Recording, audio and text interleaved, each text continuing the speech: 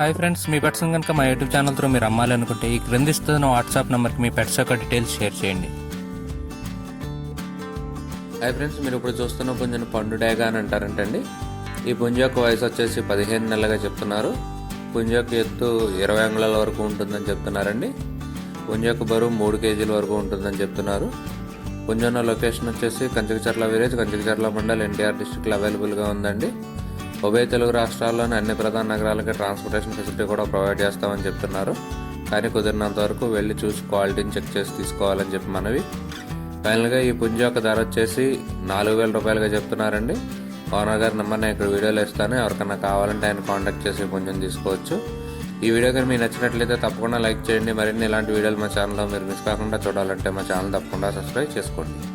Thank you all.